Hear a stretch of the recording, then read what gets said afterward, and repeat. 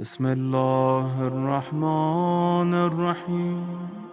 ایک مختصر سی حدیث اس لیے پڑھ رہا ہوں کہ وہ حدیث 10ویں امام کی ہے اور اس کا تعلق رجب کے مہینے سے۔ اب رجب کی اپنی فضیلت، رجب کی اپنی ایک امپورٹنس اتنی زیادہ ہے کہ دل چاہتا ہے کہ رجب میں جتنی تقریریں ہوں سب میں کچھ نہ کچھ تذکرہ ہوتا رہے تاکہ لوگ اس مہینے کو ایک عام مہینہ نہ سمجھیں۔ اب ایک ہی حدیث اس وقت پہلے رجب کے حوالے سے، پھر رجب سے جو حدیث 10ویں امام کی پڑھنا ہے وہ حدیث۔ رجب کے حوالے سے دیکھیں، یہ ایک حدیث ہی ہمارے لیے کافی ہے۔ جو امام معصوم نے ارشاد فرمایا کہ رمضان اللہ کا مہینہ، بہت مشہور حدیث، شہر اللہ، شعبان ہمارے جد رسول خدا کا مہینہ اور رجب ہمارا مہینہ۔ رمضان توحید ہے، شعبان رسالت ہے، رجب امامت۔ اس حدیث کا آخری جملہ، بہت رجب کے حوالے سے بہت چیزیں ذہن میں ہیں، لیکن تو اب یہ جو حدیث ہے جس میں امام نے 3 مہینوں کے حوالے سے ذکر کیا، تو اس کا آخری جملہ یہ ہے کہ پس رجب کی فضیلت باقی مہینوں پر ویسی ہی ہے جیسی ہماری فضیلت اس کائنات کے اوپر ہے۔ جو کائنات میں ہمارا اسٹیٹس ہے، رجب ہمارا مہینہ، تو جو کائنات میں ہمارا اسٹیٹس ہے، جو کائنات میں ہماری فضیلت ہے، وہی رجب کی فضیلت سمجھو باقی سارے مہینوں کے مقابلے میں۔ اور احترام رجب قرآن کریم میں آ گیا کہ خبردار اس مہینے میں تو کوئی گناہ نہ ہونے پائے۔ اس جملے کا مطلب یہ نہیں ہے کہ باقی مہینوں میں گناہ کرو، وہ ابھی آگے چل کر شاید سورہ فاطر کی آخری آیت کے حوالے سے اس جملے کو مزید واضح کروں گا۔ اب آئیے اسی ماہ رجب کی کنٹینیوشن کو آگے بڑھاتے ہوئے، اسحاق ابن عبداللہ عریضی علوی، یعنی مولا کائنات کی اولاد میں، مولا کائنات کی اولاد میں جو امام حسن حسین سے ہیں وہ فاطمی کہلاتے ہیں، اور جو باقی دیگر اولادیں جناب عباس ہوئے، محمد حنفیہ ہوئے، وہ سب علوی۔ تو یہ علوی ہیں، ایک اعتبار سے یہ بھی سادات کا حصہ ہے۔ خیر، راوی سے آپ کو نہ کوئی غرض ہے نہ مجھے۔ امام 10ویں امام، حالات انہی کے پڑھ رہا ہوں، حدیث بھی انہی کی پڑھ رہا ہوں، تعلق اس کا رجب کے مہینے سے۔ امام سے ملاقات کے لیے یہ اپنے علاقے سے مدینے پہنچے تو پتہ چلا کہ امام معصوم آج کل مدینے میں نہیں، لیکن مدینے سے بہت دور بھی نہیں، مدینے سے بالکل باہر معصومین کی ایک بہت اہم پراپرٹی اور جائیدادیں تھی، وہاں پہ امام گئے ہوئے۔ جیسے مثلا اتنا فاصلہ ہوگا مدینے سے اس جگہ کا جیسے کوئی جیلونگ جائے یا جیسے کوئی بیلرٹ جائے۔ اب یہ مدینے سے وہاں پہنچے، جیسے امام معصوم کی خدمت میں پہنچے، میں نے اسی لیے ان کا تعارف کرایا کہ بہرحال ہے تو ایک ہی خاندان۔ امام معصوم نے ان کو دیکھا، کہا، مسکرا کے کہا کہ اے اسحاق ابن عبداللہ، مجھے پتا ہے کہ تم کیوں مجھ سے ملنے آئے ہو۔ لیکن نارملی یہ ہوتا ہے کہ آپ کسی عالم سے ملنے گئے، وہ گھر میں نہیں ہے، پتہ چلا بیلرٹ گئے ہوئے، آپ نے کہا ٹھیک ہے 2-4 دن کے بعد دوبارہ آؤں گا۔ لیکن اگر آپ ان کو ڈھونڈتے ہوئے بیلرٹ جائیں، اس کا مطلب یہ ہے کہ کوئی ایسا آپ کے پاس مسئلہ ہے کہ آپ کو اپنے واپس جانے سے پہلے ہر صورت میں ملاقات کرنا۔ تو امام نے جیسے ہی دیکھا، مسکرا کے کہا، مجھے پتا ہے کہ تم میرے پاس کیوں آئے ہو، تمہارے باپ اور چچا میں جھگڑا ہو رہا ہے نا۔ اب یہ لفظ شاید میں نے غلط استعمال کر دیا، کیونکہ ہمارے یہاں لفظ جھگڑا جو ہے نا وہ نیگیٹو سینس میں ہوتا ہے، شاید ہندی اور اردو میں ہے بھی نیگیٹو، لفظ بدل دو۔ امام نے کہا مجھے پتا ہے تمہارے باپ اور چچا میں بحث چل رہی ہے اور ان دونوں نے تمہیں بھجوایا ہے میرے پاس۔ اب یہ بہت دور رہتے ہیں، باپ اور چچا دونوں ایجڈ ہوں گے، وہ تو نہیں آ سکتے، تمہیں بھجوایا ہے۔ کہا کہ ہاں فرزند رسول، آپ نے بالکل ٹھیک کہا، اور کہا میں یہ بھی بتا دوں کس بات پر بحث ہو رہی ہے، تمہارے باپ اور تمہارے چچا میں یہ ڈسکشن ہو رہا اور یہ بحث ہو رہی ہے کہ سال کے اہم ترین روزے کون سے۔ تو میں تمہیں جواب دیتا ہوں کہ روزہ اللہ کی ایک ایسی عبادت ہے کہ ہمیشہ وہ اہم ہے اور ہمیشہ اس کا ثواب ہے، سوائے وہ چند دنوں کے جب روزہ حرام اور گناہ ہو جاتا ہے۔ خیر، لیکن 4 تاریخوں سے زیادہ اہم کوئی روزہ نہیں۔ پھر وہاں امام نے وہ حدیث ارشاد فرمائی جو آپ ہمیشہ سنتے رہتے، کا پہلا روزہ 17 ربیع الاول جو ہمارے جد رسول خدا کی ولادت ہے، سیکنڈ روزہ 27 رجب، یہی مہینے کا 27 جو پیغمبر کا اعلان رسالت، جس مقصد کے لیے اللہ نے پیغمبر کو اس دنیا میں بھیجا ہے، وہ مقصد 17 ربیع الاول کو پورا نہیں ہوا، وہ 27 رجب۔ اور تیسرا 25 ذی قعدہ، جب اللہ نے یہ دنیا بنائی یا بچھائی پانی پر، اور اسی دن حضرت نوح کی کشتی جا کے کوہ جودی پہ ٹھہری، اور چوتھا 18 ذی الحجہ جب ہمارے جج کی ولایت کا اعلان ہوا ہے، اسی آیت سے جو میں نے مجلس کے شروع میں تلاوت کی۔ امام نے کہا یہ 4 روزے سال میں باقی تمام روزوں کے مقابلے میں سب سے اہم ہے۔ 10ویں امام کی حدیث ہے یہ۔ آپ نے کئی بار یہ حدیث سنی ہے، شاید کبھی یہ کسی نے نہ بتایا ہو کہ کس امام کی ہے، اس سے فرق نہیں پڑتا، پیغام تو ملتا ہے 4 روزے تو 27 رجب اسی ماہ اسی مہینے میں حتی الامکان کوشش کریں کہ اس تاریخ کا روزہ آپ رکھ ہی لیں۔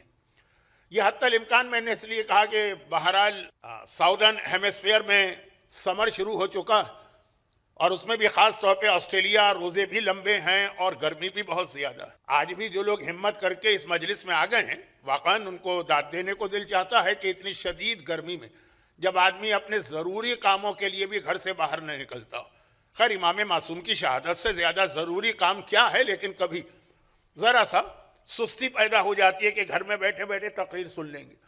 تو ان حالات میں اس طرح سے تو میں روزے کی اہمیت نہیں بتا سکتا کہ وہ لوگ بھی روزہ رکھ لیں کہ جن کے لیے حرام ہو جاتا ہے، لیکن حتی الامکان 27 رجب۔ اب اس وقت جو میں نے بات کہی اس میں 2 جملے میں وضاحت کر دوں، اس کے بعد پھر اپنے موضوع کو آگے بڑھوں۔ پہلا جملہ یہ میں نے کہا، یہ مومن کی ایک کوالٹی بتائی ہے 5ویں امام نے، کچھ حدیثیں 5ویں کی، کچھ حدیثیں 10ویں کی، ملا کی تقریر کو آگے بڑھانا ہے۔ یہ کوالٹی ایک مومن کی بتائی گئی ہے۔ اب میں حدیث بھی نہیں پڑھ رہا ہوں، کیونکہ حدیث پڑھوں گا پھر وضاحت کروں گا، بہت ٹائم گزرے گا۔ کہ جو میں نے کہا کہ اس اتنی شدید گرمی میں جو اس وقت ہیٹ ویو آج کے دن آئی ہوئی ہے، کسی نے کہا کہ آنے والے کل بھی اتنی ہی گرمی ہے، خیر اس میں روزہ بہت بڑا ایک امتحان ہے۔ لیکن واقعاً اس شدید ترین گرمی کے موسم میں جو چیز دیکھ کر خوشی ہوتی ہے، اور یہ امام کی حدیث ہے کہ مومن کی پہچان یہ خوشی ہوتی، وہ ہے ان ہمارے عورتوں اور بچیوں کو دیکھنا جو اس شدید گرمی میں اپنے پورے حجاب شرعی کے ساتھ گھر سے باہر نکلے۔ چاہے وہ امام باڑے آنے کے لیے صحیح ہے، لیکن آسان نہیں ہے۔ اب میرا اتنا ہلکا پھلکا لباس ہے، یہ سارا کا سارا سمر کا ہے، لیکن یہ ایک ہلکی سی ابا بھی دل چاہتا ہے کہ اس کو اتار کے ہی تقریر کروں، یہ بھی اس وقت برداشت نہیں ہو رہی ہے۔ اور وہ خواتین اس پورے حجاب کے اندر، اور اب تو الحمدللہ آہستہ آہستہ یہ مسئلہ بھی عورتوں کو پتہ چل گیا ہے کہ پیروں میں ساکس پہننا بھی واجب ہے، حجاب کا حصہ۔ اب یہ لفظ ذرا سا ٹیکنیکل ہے، میں اس کی تشریح میں نہیں جاتا ہوں، پیر چھپانا واجب ہے۔ لیکن آپ نے عراق میں دیکھا ہوگا انتہائی شدید گرمی ہے، لیکن کیسا حجاب ہوتا ہے۔ تو جب یہ مومن کی پہچان ہے کہ جب وہ کسی حکم خدا کی پابندی دیکھتا ہے اس کا دل خوش ہو جاتا ہے۔ اس وقت یہ حجاب والی بچیاں نظر آتی ہیں، حجاب والی عورتیں نظر آ جاتی ہیں، واقعاً دل خوش ہو جاتا ہے کہ اس موسم میں بھی۔ خیر تو یہ تو ایک میں نے کہا ضمنی جملہ کہ ماہ رجب میں گرمی کی وجہ سے لوگ روزے نہیں رکھ پائیں گے سنتی، مگر یہ جو حجاب کرنے والی ہیں۔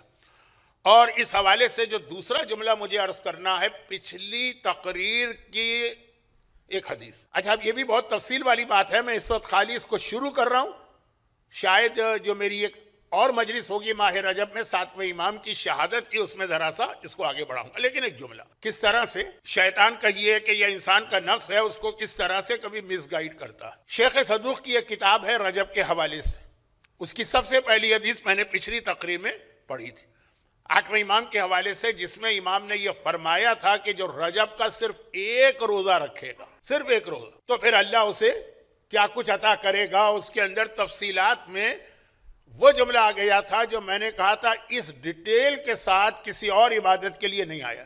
پہلا جملہ یہ تھا کہ اللہ اس کی سفارش سے، شفاعت سے، اس کے کہنے پر اتنے لوگوں کو جنت میں جگہ دے گا۔ پھر دوسرا جملہ تھا کہ کچھ ایسے ہیں کہ جن کے بارے میں کچھ کہے گا بھی نہیں، لیکن چونکہ اس نے رجب کا روزہ پورے خلوص کے ساتھ رکھا تو اس کی وجہ سے اللہ اس کے باپ کو اور ماں کو اور بھائی کو اور بہن کو، پوری لسٹ تھی نا، اور پھر پھوپھی کو اور پھر چچا کو اور پھر ماموں کو اور پھر خالہ کو اور پھر اس کے پڑوسیوں کو اور پھر اس کے دوستوں کو۔ اب سنیے، وہ حدیث سننے کے بعد ایک مومنہ نے مجھ سے کہا کہ مولانا پہلے میرا ارادہ تھا کہ ایک روزہ تو کم از کم رجب میں رکھوں گی، جو 27 رجب کی اہمیت تو آپ کو معلوم ہی ہے، میں نے بھی بتائی، ایک تو رکھنا۔ اب یہ ارادہ میں نے کینسل کر دیا۔ کیوں؟ کہا کہ آپ نے جو وہ حدیث پڑھی ہے اس حدیث میں یہ ہے کہ چچا کو اور خالہ کو اور ماموں کو اور پھوپھی کو، میری پھوپھی نے مجھ پر اتنا بڑا ظلم کیا ہے کہ میں یہ کبھی برداشت نہیں کر سکتی کہ میرے روزے کی وجہ سے اللہ ان کو جنت میں بھیجے. اور پھر اس نے بتایا بھی کہ کیا ظلم کیا ہے، اور واقعاً بہت بڑا ظلم ہے. اور ایسے بہت کیس میرے پاس آ چکے ہیں کہ پھوپھیاں اپنے سسرال میں جا کر اپنے شوہر کی محبت میں اپنے دیور سے مل کے اپنے بھتیجیوں اور بھانجیوں پہ ایسے ظلم کرتی ہیں کہ ممبر سے کہتے ہوئے بھی شرم آ رہی ہے. لیکن بہرحال بتایا ظلم کے میں روزہ رکھوں گی، میں اس کی سفارش بھی نہیں کروں گی. سفارش کا پہلا جملہ تھا نا کہ خدا قبیلہ ربیہ اور مضر کے جانوروں کے برابر گناہ گاروں کو معاف کرے گا. یہ باقی جو لسٹ آئی ہے اس میں یہ سفارش بھی نہیں کہے گا، مگر چونکہ روزہ اس نے رکھا ہے تو اللہ اس کی برکت سے ان تمام لوگوں کو. اور ایسی بہت روایتیں کہ ایک بچہ بسم اللہ پڑھتا ہے پورے قبرستان پہ سے عذاب دور ہو جاتا ہے، جبکہ اس بچے کے ذہن میں بھی نہیں. ایک آدمی چھوٹی سی نیکی کرتا ہے، اس کے اطراف میں بیٹھے ہوئے سب لوگ اس کی وجہ سے بخش دیے جاتے ہیں. تو اس نے کہا اتنا بڑا ظلم کیا ہے کہ میں تو اپنی پھوپھی کو معاف نہیں کر سکتی ہوں، میری زندگی تباہ کر دی. ہر چیز کے اندر ایکسیپشنز ہوتے ہیں. اچھا چلے اب یہاں تک بات پہنچی تو ایک چھوٹی سی بات میں فقہی اعتبار سے بتا دوں، کیونکہ اگلی حدیث جو ہے نا وہ فقہ کی آ رہی ہے. وہ یہ ہے کہ آپ کے علم میں ایک بات ہوگی کہ ہمارے مراجع میں ایک مسئلے میں ایک اختلاف ہے. اچھا بہت سارے مسئلوں میں اختلاف ہے، خالی ایک نہیں، اور اس میں مراجع کا قصور نہیں. وہ اختلاف کیا ہے؟ جب آپ نماز پڑھتے ہیں تو نماز میں آپ کے کپڑے پاک ہونا چاہیے اور آپ کی باڈی پاک ہونا چاہیے، مگر 5 نجاستیں نماز میں معاف ہیں. اب وہ پھر وہ الگ الگ مسئلہ ہے، 5 الگ الگ چیزیں، زخم کا خون اور ایسی چھوٹی چیز پہ کوئی نجاست لگی ہو جو جسم کو چھپا نہ سکے، ٹوپی کی نجاست معاف ہے، گھڑی کی نجاست معاف ہے، عورتوں کے جو چوڑیاں ہوتی ہیں یا بینگل وغیرہ وہ نجاست معاف ہے، بیلٹ کی نجاست معاف ہے، موزے کی نجاست معاف ہے. تو خیر اسی طرح سے جو بچے کو پالنے والی عورت ہے اگر اس کے پاس ایک ہی لباس ہے تو جتنی مرتبہ بھی وہ نجس ہوگا وہ اس میں نماز. اب بہت لمبا مسئلہ ہے، اس وقت ٹائم نہیں ہے. ٹائم ہوتا تو میں مسئلہ بتاتا. میں ان لوگوں میں سے نہیں ہوں جو کہتے ہیں کہ جی ممبر سے مسئلے بیان نہیں ہونے چاہیے. ہاں پوری 1 گھنٹے کی مجلس نہیں ہونا چاہیے، لیکن موقع ملے تو ایک آدھ مسئلہ. تو اس میں ایک مسئلہ ہے کہ 1 درہم کے برابر خون اگر آپ کے کپڑے یا جسم پہ لگا وہ معاف ہے. معاف کا مطلب یہ کہ آپ پاک بھی کر سکتے ہیں، کوئی ضرورت نہیں ہے پاک کرنے. ہاں ضرورت کا مطلب ہے کہ اچھا ہے، ثواب ہے، فائدہ ہے. یہ نہیں ہے کہ جی سوئی کے نوک کے برابر بھی اگر خون ہے تو نماز غلط. ہاں پیشاب یقیناً سوئی کی نوک کے برابر بھی تو نماز آپ کی غلط. پھر مسئلے سے مسئلہ نکلے گا تو آج کی تو مجلس ختم رہ جائے گی کہ اگر بعد میں پتہ چلے کیا ہوا وہ سب چھوڑیں. یہ تو ہے کہ نہیں آنکھوں سے نظر آ رہا ہے خون، سوئی کی نوک کے برابر بھی خون معاف نہیں ہے، غلط. 1 درہم کے برابر خون اگر لگا ہے، نظر بھی آ رہا ہے، آپ آسانی سے پاک بھی کر سکتے ہیں تب بھی معاف ہے. اسی حالت میں نماز پڑھ لیجیے. بس شرط یہ ہے کہ جو عورتوں کے 3 بہت نجس والے خون ہیں، ڈیلیوری والا اور دوسرے منتھلی والے، وہ نہ ہو، کتا سور اور کافر کا خون نہ ہو عام حالات میں. اور چاہے وہ سب ایک جگہ ہو، چاہے وہ اسکیٹرڈ ہو اور سب مل ملا کے 1 درہم کے برابر بن رہا ہو، یہ خون معاف ہے. آپ اس کو پاک نہ بھی کریں تو آپ کی نماز صحیح ہے. پھر اگلا اسٹیپ آتا ہے جس میں آغا سستانی احتیاط واجب لگاتے ہیں کہ کیا یہی سہولت احرام میں بھی ہے جب آپ طواف کرتے ہیں. اب احرام و طواف ہر ایک کا مسئلہ نہیں ہے، لوگ سمجھیں گے بھی نہیں، اس لیے میں صرف اشارہ کر کے واپس آ رہا ہوں. نماز میں تو سب نے کہا درہم. سوال یہ ہے کہ یہاں تک تو مسئلہ ٹھیک چل رہا ہے. 1 درہم کے برابر خون اگر آپ کے جسم پہ لگا ہو تو معاف ہے، کپڑوں پہ لگا ہو تو معاف ہے، آدھا کپڑے پہ لگا ہے آدھا جسم پہ لگا ہے تو معاف ہے. مگر درہم کسے کہتے ہیں؟ یہاں مسئلہ ویٹ کا نہیں ہے، مسئلہ جو ہے وہ کتنی جگہ گھیر رہا ہے، اس کا والیوم کیا ہے. 1 درہم کے برابر معاف. درہم کتنا بڑا ہوتا ہے؟ اب کوائنز آپ کے پاس ہے نا، آسٹریلیا کا $1، آسٹریلیا کے $2، یہ کتنا بڑا. درہم کتنا بڑا ہے؟ اس میں 4 فتوے ہیں. بعض علماء کہتے ہیں کہ یہ جو ہتھیلی کا گڑھا ہے اس کو کہتے ہیں درہم، اتنا خون معاف. تو اچھا خاصا ہو گیا نا. بعض کہتے ہیں جو انگوٹھے کی پہلی پور یہ ہے درہم، اتنا ہوتا تھا درہم، اتنا درہم ہوتا تھا، یہ معاف. روایت میں لفظ درہم آیا. اب بحث ہے کہ درہم کتنا بڑا تھا. بعض علماء کہتے ہیں کہ یہ جو بیچ والی انگلی اس کے برابر جو ہے نا یہ درہم ہوتا تھا. اب بعض کہتے ہیں کہ جو انگشت شہادت اس کے برابر ہوتا تھا درہم. اب یہ چار فتوے، ایسا بڑا فرق پڑے گا. خون انگشت شہادت کی پہلی پور کے برابر ہے معاف ہے، یا یہ جو گڑھا ہے ہتھیلی کا گڑھا یہ معاف؟ یہ اختلاف کہاں سے آیا؟ یہ اختلاف آیا اس وجہ سے کہ اس زمانے میں 4 درہم تھے مارکیٹ میں، ایک 10 گرام والا، ایک 7 گرام والا، ایک 6 گرام والا، ایک 5 گرام والا۔ اب یہ 7، 6، 5 بہت قریب قریب ہیں، اس لیے 3 انگلیوں کی پہلی پور بہت قریب قریب، اور 10 درہم والا بہت بڑا ہوگا، 10 گرام والا۔ اب روایت میں تو صرف یہ آیا کہ امام معصوم نے فرمایا کہ 1 درہم کے برابر خون معاف ہے حالت نماز میں، وہ عورتوں کے 3 خون نہ ہو، کتے سور اور کافر کا خون نہ ہو، یہ معاف۔ درہم کسے کہتے ہیں؟ کون سا درہم؟ وہ روایت میں تشریح نہیں آئی، اسی لیے علماء کے فتوے میں اختلاف ہوا۔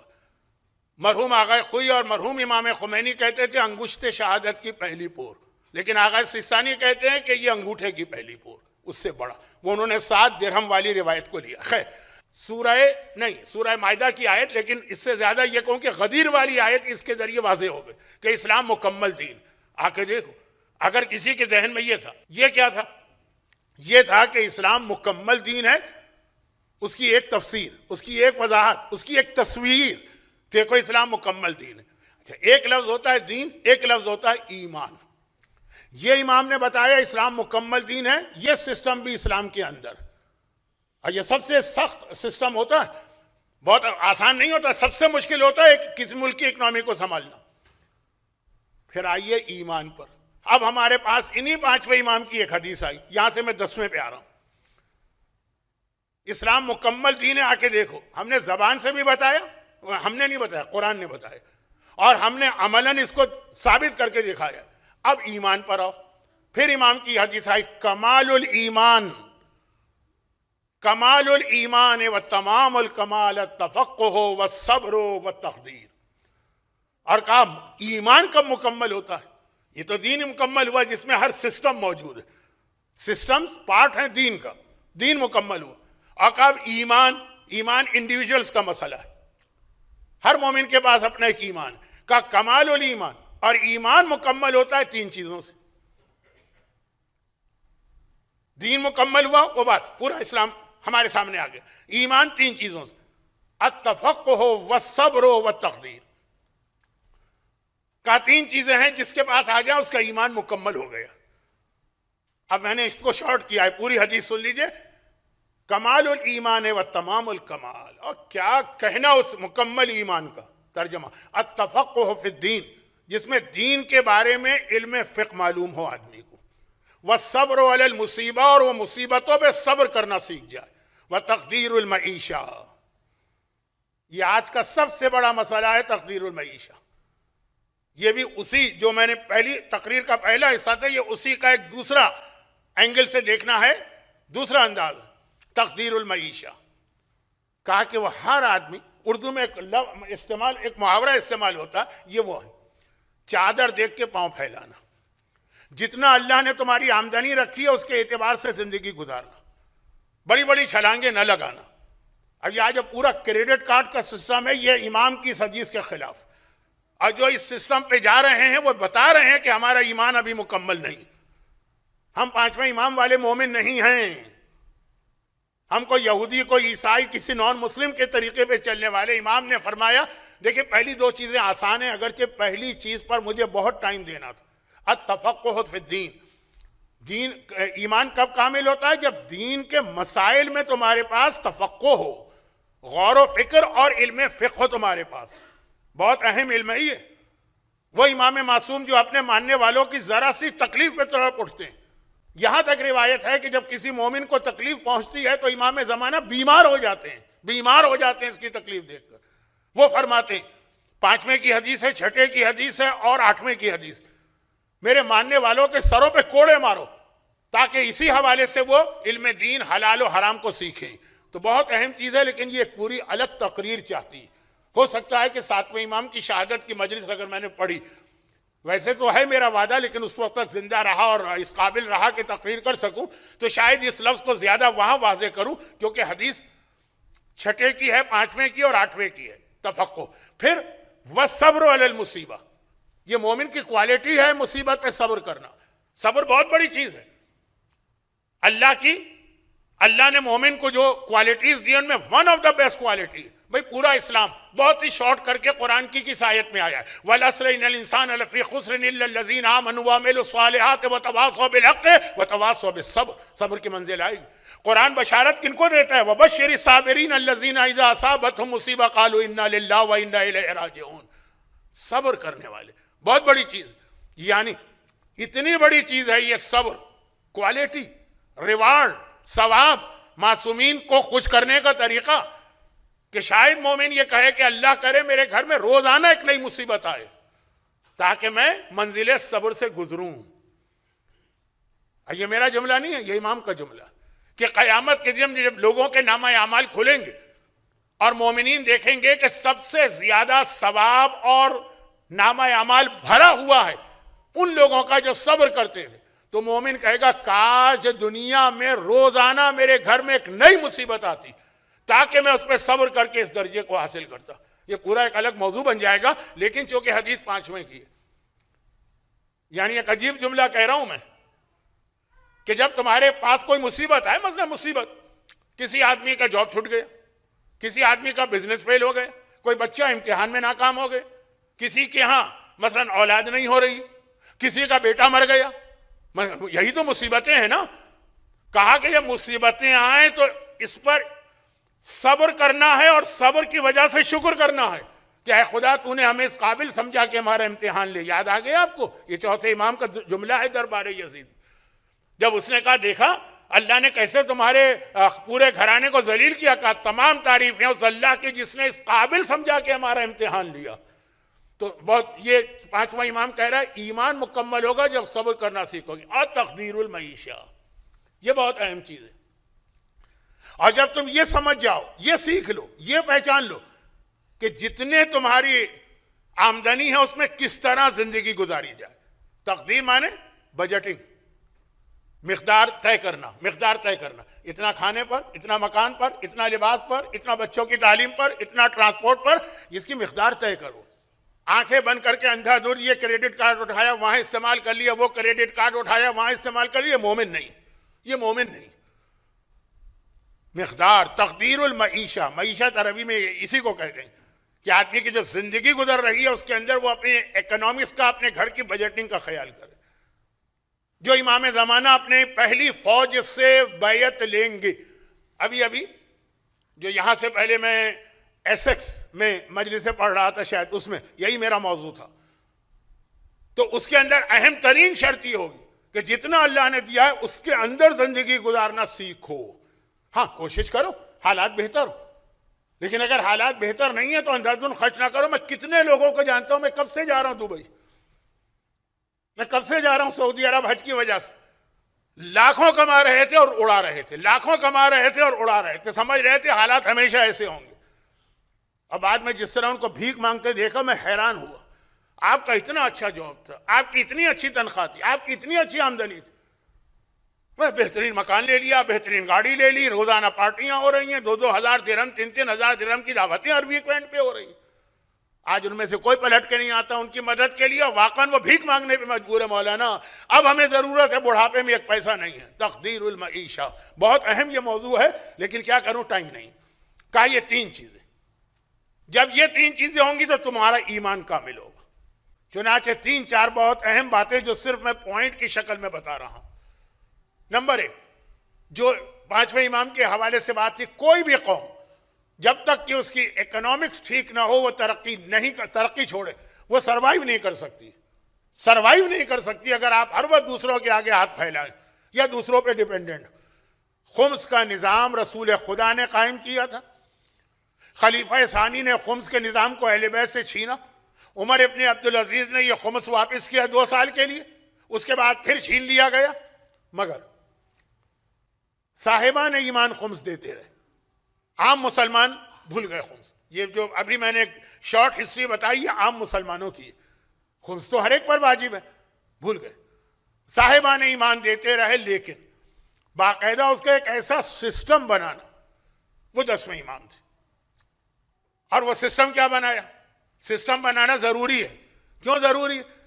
کہ میں تو چلا جاؤں گا دنیا سے، جب چلا جاؤں گا تو میرا بیٹا تو غیبت میں ہوگا، تو اب اگر مومن عادی ہوں کہ خمس تو ہم صرف امام کے ہاتھ میں دیں گے، پہلے یہی ہوتا تھا، 5ویں 6ٹھے 8ویں، آج بھی کتنے مومن ایسے کیا مولانا ہم کو پتا ہے کہ خمس ہم کہاں کہاں دے سکتے ہیں، لیکن دل چاہتا ہے خود آغا سیستانی کے ہاتھ میں جا کے دیں، فطری خواہش ہے۔